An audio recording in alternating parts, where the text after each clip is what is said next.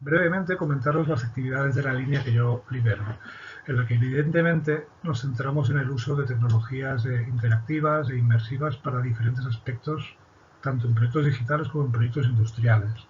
Esto abarca la realidad aumentada, la realidad virtual, el entrenamiento y otras visualizaciones de datos. En general, siempre tratamos de dar un valor añadido a la información preexistente, ya sea en forma de bases de datos para ser visualizadas y contextualizadas donde se usan, pero también para generar nuevas herramientas para aprender nuevos procesos, en modos de entrenamiento autoevaluativo, lo que se viene conociendo como el Learning by Doing, y en ocasiones implementando los conceptos que vienen de la gamificación, lo que permite la adhesión de los usuarios, su motivación y el hecho de generar más interés por parte de ellos.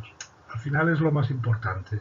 Hemos de comprometer siempre al usuario final, lo hemos de incluir en el diseño de nuestras soluciones para que ellos sean los primeros interesados en participar, en proponer soluciones y en aportar su propia iniciativa.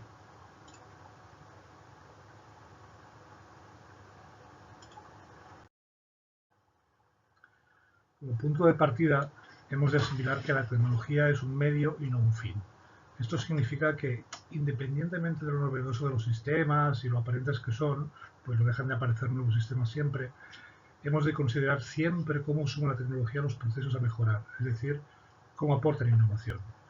Dependiendo del grado de digitalización de nuestra empresa, de nuestra actividad o de nuestro cliente final, hemos de entender que muchas veces estos procesos de aceptación de nuevas tecnologías no son todo lo rápidos que nos gustaría, ¿vale? Y habitualmente implican una transición gradual desde procesos tradicionales.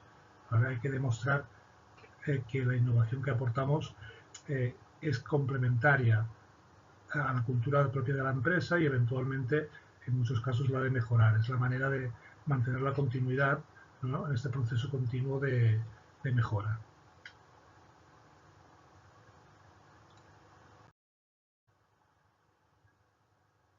Como en todo proceso de innovación, al considerar el uso de una nueva tecnología es habitual dar rienda suelta a la imaginación, particularmente si nuestro cliente tiene un conocimiento limitado sobre las posibilidades de las tecnologías consideradas.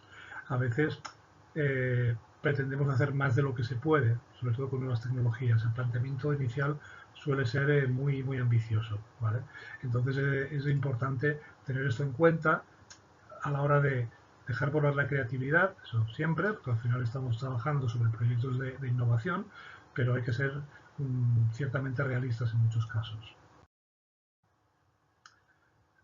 Estas expectativas, que han de ser realistas, tienen que basarse en nuestro conocimiento de la tecnología. En el caso de la realidad virtual y tecnologías similares que vamos a ver durante las sesiones, generalmente provocan al mismo tiempo propuestas muy atrevidas o bien altos grados de escepticismo. En este punto es muy importante ser realistas y en la definición de las funcionalidades es fundamental estudiar el caso de uso siempre del usuario final y considerar su implicación en el proyecto. En la fase de diseño, intentar que nuestro usuario final aporte su granito de arena y se haga ideas suyas, nos va a permitir precisamente disminuir ese grado de escepticismo, porque al final el proyecto es diseñado por él mismo. Como norma general, incluir estas ideas fomentan un mejor desarrollo de los proyectos. Evidentemente tenemos que ser precavidos, ¿vale?, pero la gestión de los cambios en posteriores fases implican que ya hemos generado un lenguaje que nos va a permitir facilitar la implantación de mejoras. El resultado de este trabajo conjunto ha de ser una arquitectura de nuestro proyecto, un prototipo no funcional que describa en todo detalle qué esperamos encontrar a nivel de funcionalidades, a nivel de navegación de la interfaz y las métricas esperadas de mejora. Siempre son importantes porque es lo que va a justificar esta mejora continua en nuestros proyectos.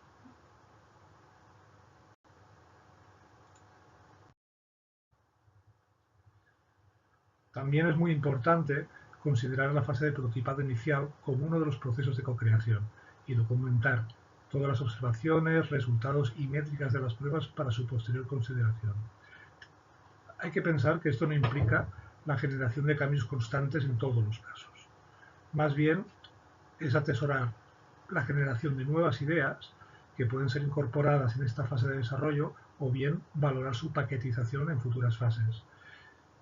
Es frecuente que nosotros o nuestro cliente veamos en esta fase posibilidades que anteriormente no eran tan evidentes, pero que dependen de la información que o no existe o aún se está generando. Y es un punto delicado. Delicado porque puede paralizar el avance del proyecto inicial si pecamos un poco de posibilistas y no nos atenemos a los resultados del proceso anterior de evaluación. Cuando hablamos de estos elementos funcionales, ¿no? Estas arquitecturas de la información, este diseño de interfaces, hemos de entender que esto nos ha de servir como un roadmap de desarrollo sobre el que basarnos y atenernos. Es como la Biblia del proyecto, ¿no? Todo lo que salga de lo que se ha acordado en la fase de evaluación en este prototipado son temas a considerar, si es que no son muy críticos, pero es necesario tener en cuenta que no siempre se van a poder implementar en esta fase del proyecto. Esto es muy importante.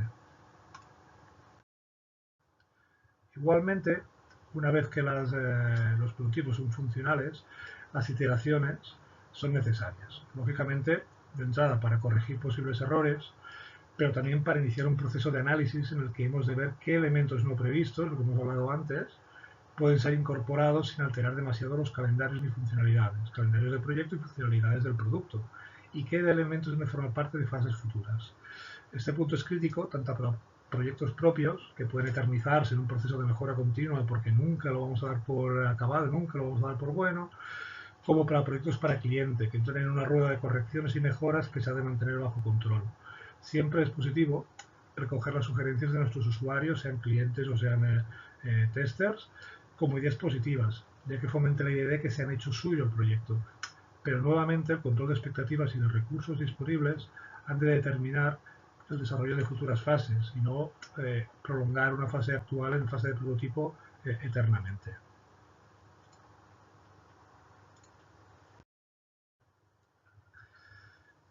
No nos extenderemos demasiado en explicar el concepto de Industria 4.0, ya que muchos de vosotros probablemente ya lo conocéis y habéis tenido la oportunidad de asistir a algunas presentaciones sobre esta temática y además es un tema sobre el que se ha hablado mucho. Básicamente, sabéis que consideramos la Industria 4.0 como la digitalización de la industria tradicional, fomentando la conectividad de los sistemas para mejorar lo que se conoce como interoperabilidad de los mismos. El objetivo es recoger datos, analizarlos y utilizarlos para la optimización de procesos y la toma de decisiones. Básicamente está todo muy centrado en la máquina, por decirlo así, en los sensores, ¿vale? Para generar nueva información de valor.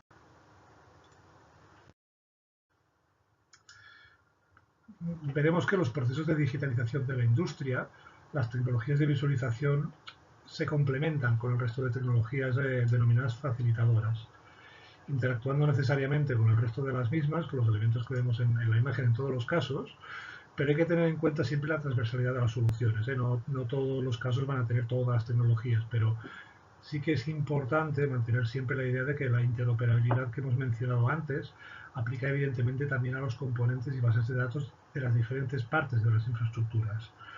Por ejemplo, realimentando las bases de datos en un caso de una capacitación de personal, en proyectos de formación, ¿vale? En base a los resultados previos.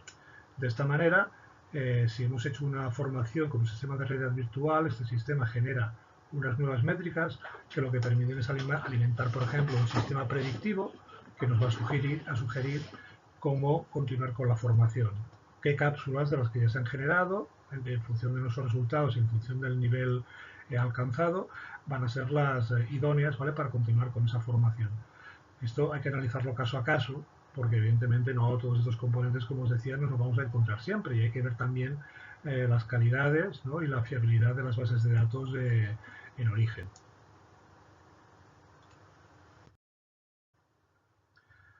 A lo largo de la sesión hablaremos también de las tendencias hacia dónde va la industria en general, en lo que a implantación de la tecnología se refiere.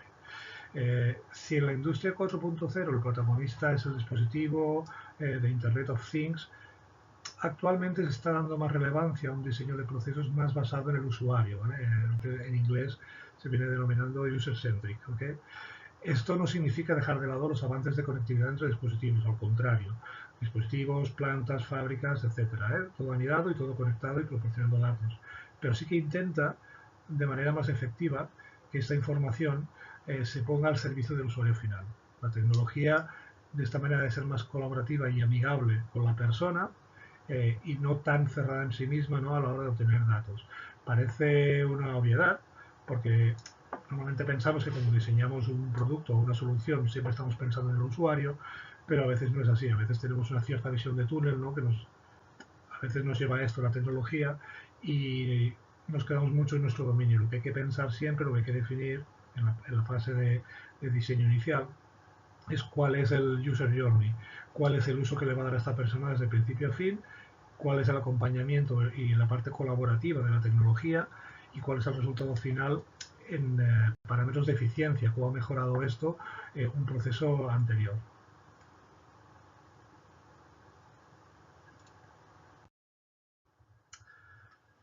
Hablaremos también del concepto del gemelo digital o digital twin, que está muy en boga para la gestión de datos sobre diferentes aspectos.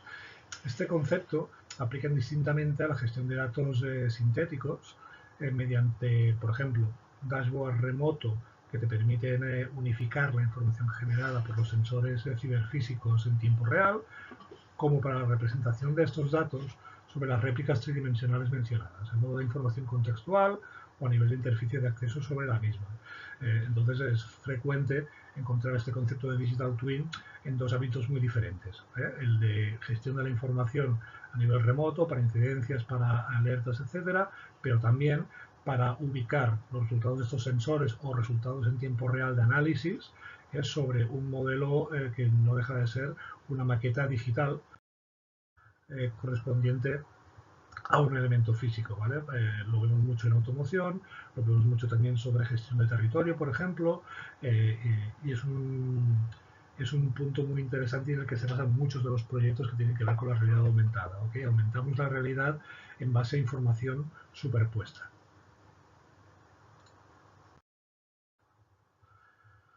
Como en todos los procesos de adopción de nuevas tecnologías, la gestión de estos cambios implica una serie de retos, ¿vale? Y estos retos se han de considerar durante el proceso de ideación de los mismos. Nuestro aliado principal ha de ser el gestor de los datos y las infraestructuras que los gobiernan. Es decir, en el caso de entornos de producción, es muy importante que la operativa actual no se vea afectada. De ahí que en muchas ocasiones la fase de prototipado se ejecute exenta de la infraestructura real. Es normal. Igualmente hemos visto la importancia de garantizar la integridad y seguridad de los datos, tanto por protección de propiedad intelectual industrial como por el uso de imágenes o datos personales sujetos a normativas particulares en cada ámbito. Esto, en su caso, seguramente nuestro cliente nos lo va a manifestar o deberíamos tener un cierto conocimiento de ciertas normativas a la hora de proponer el uso de datos de terceros, pero es extremadamente importante mencionar siempre la seguridad de los datos, cómo vamos a ayudar a la gente que gestiona los datos y si esos datos han de salir de su sistema, cómo se van a preservar. Por la parte de la formación del personal, nuevamente hemos de incidir en la importancia de conseguir el compromiso de los usuarios finales. El compromiso significa su participación en el diseño de nuestros proyectos, ¿vale? Facilitar su capacitación pasa por dos estadios. Lo primero es que ellos participen en el diseño, por lo tanto ellos entienden perfectamente la idea de cómo funcionan las tecnologías, y aunque con mayor frecuencia los usuarios ya son nativos digitales, recordemos siempre que el diseño basado en el usuario requiere una usabilidad, una facilidad de uso que no siempre está prevista en ciertos proyectos de ingeniería, ¿no? A veces entendemos que simplemente con que la máquina funcione, la máquina genere los datos y los veamos es suficiente, pero esto hay que hacerlo amigable, hay que hacerlo atractivo, ¿vale?, para el usuario final, para que realmente vea las ventajas de usar nuestro proyecto contra un sistema, por ejemplo, más anticuado. Por último, es importante obtener unas métricas de resultados que demuestren las ventajas de la implementación de nuestro proyecto, ¿vale?, respecto al estado del arte anterior. El estado del arte anterior es, lógicamente, cómo funcionaba, qué hemos mejorado con nuestro proceso. La adopción de nuevas tecnologías siempre resulta, bueno, no siempre, pero puede resultar complicada. Si se demuestra eficiente, abre un camino muy amplio a la implementación tanto de una mejora continua, es decir, de que este proyecto, este producto tenga una continuidad en sí mismo, o incluso para nuevos proyectos y tecnologías futuras que vayan apareciendo.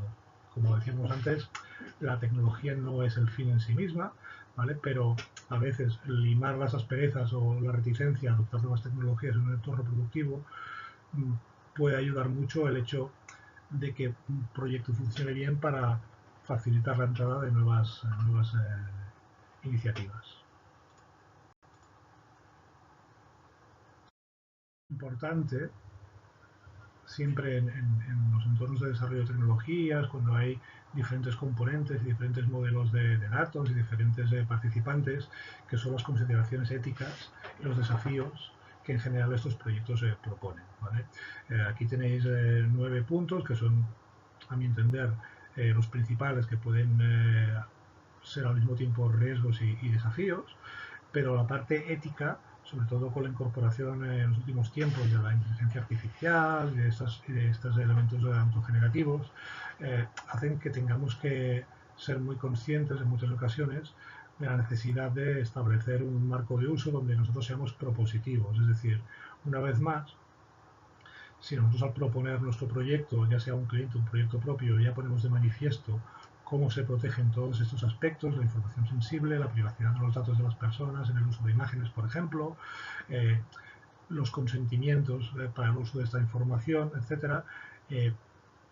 Esto ya proporciona una seguridad que evidentemente luego hemos de demostrar en el transcurso del proyecto, pero es muy importante tener en cuenta este principio de uso ético de la información y de seguridad.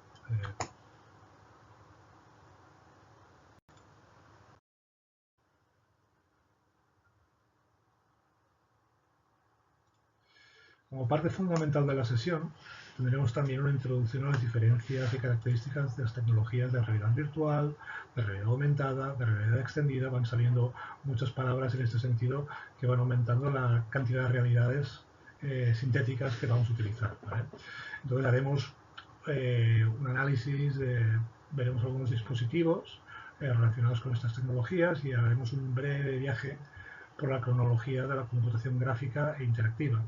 Y así tendremos una visión de cómo se ha alcanzado la democratización de las capacidades en estos proyectos, tanto a nivel de software como a nivel de hardware, que es todo lo que disfrutamos ahora, cuál ha sido la evolución y por qué en los últimos años que nos permiten idear estos proyectos que hasta no hace tanto tiempo pues no eran viables tanto por costes como por capacidades de la tecnología, como por conocimiento incluso del mercado general, ¿vale? Del conocimiento de nuestros clientes, de nuestros usuarios, de las posibilidades que nos dan todos estos sistemas.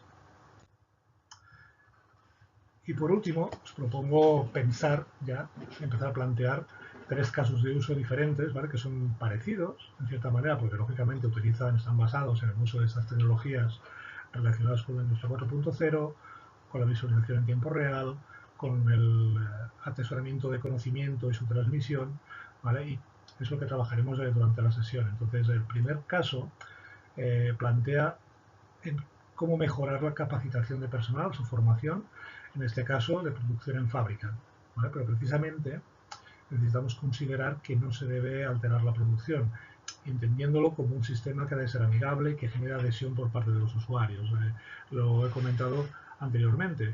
Si no conseguimos el compromiso a adherir a nuestros usuarios en el marco del proyecto, es probable que ese proyecto fracase por falta de uso, ¿vale? Entonces, aquí tenemos unas premisas, tanto del problema que queremos solucionar, pero también de por dónde ha de ir la solución, cómo hemos de conseguir mejorar los procesos actuales y cuáles son las métricas que tenemos que conseguir al final. Entonces os propongo este caso de uso como caso inicial, pensando un poco en vuestra impresión, vuestro conocimiento sobre estas tecnologías de realidad virtual, cómo veis que se puede a lo mejor llevar este caso de uso a vuestra idea inicial en el marco de estas sesiones y sobre ello trabajaremos de manera colaborativa para ver cómo podemos diseñar una solución lo más efectiva posible. Evidentemente, esos casos de uso se basan en proyectos reales. Entonces, veremos vuestra solución, la trabajaremos conjuntamente, haremos un análisis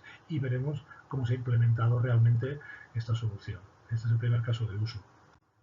En el segundo caso de uso, partimos de la premisa de que nuestro cliente es una empresa que no dispone de un sistema particularmente eficiente de mantenimiento preventivo, ¿vale? Tiene muy poca digitalización o está en un estadio de digitalización un poco entre dos mundos, y aquí mediante el uso de las herramientas de realidad aumentada hemos de proponer un entorno de mejora que permita la agilización tanto de esos procesos de mantenimiento como acceder también a la documentación relacionada con ciertos procesos para poder, en cierta manera, que operadores sean autónomos para poder resolver problemas.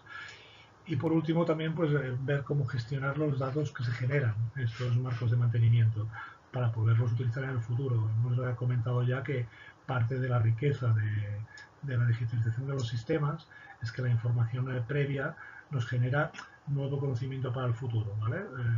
Hablamos de mantenimiento preventivo que ha de ir hacia predictivo, ¿no? En base a las experiencias pasadas hemos de poder prever hasta cierto punto las experiencias futuras.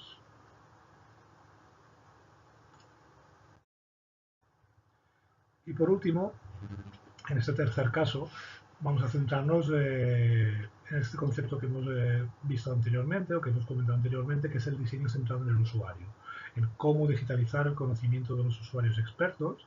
Son aquellos perfiles, los usuarios expertos son aquellos perfiles que tienen mayor experiencia en una organización. Son básicamente los seniors, ¿no? Gente que lleva mucho tiempo desarrollando una actividad, que ya saben ellos más que los manuales de uso o que tienen maneras de hacer las cosas que mejoran procesos conocidos y que particularmente no tienen por qué ser ellos mismos nativos o expertos digitales, ¿vale? Aquí la idea es proponer una herramienta sencilla, pero ágil, que ha de permitir recoger la experiencia que en ocasiones se pierde. Cuando estos perfiles senior que decíamos se jubilan o dejan su actividad, este valor que tiene esta información que ellos han atesorado con el paso del tiempo es un activo de la empresa que se suele perder. Entonces, transferir ese conocimiento a nuevas incorporaciones es una riqueza tanto para las organizaciones como para la autoestima de estos perfiles, porque habitualmente se suelen mostrar muy proactivos, es muy gratificante trabajar en muchas ocasiones en este tipo de proyectos, porque si el diseño de la herramienta que se les facilita no es extremadamente tecnológico, no es muy complicado, diseño basado en el usuario una vez más, el hecho de poder transferir ese conocimiento a otros usuarios es muy satisfactorio. Pensad que habitualmente suele ser la persona a la que recurrimos, ¿no? Cuando empezamos en un trabajo o cuando empieza un operario en un sector industrial y no se acuerda de algo de las formaciones que hayan recibido, normalmente es a la persona a la que le pregunta, oye, ¿esto cómo iba? Oye, ¿esto tú cómo lo haces? ¿Esto? Entonces, al final es una ocupación, es una manera de cansar a aquella persona que si lo puede transferir y puede comunicarlo de una manera dinámica y de una manera sencilla, es extremadamente satisfactorio. Y tiene que ser barato.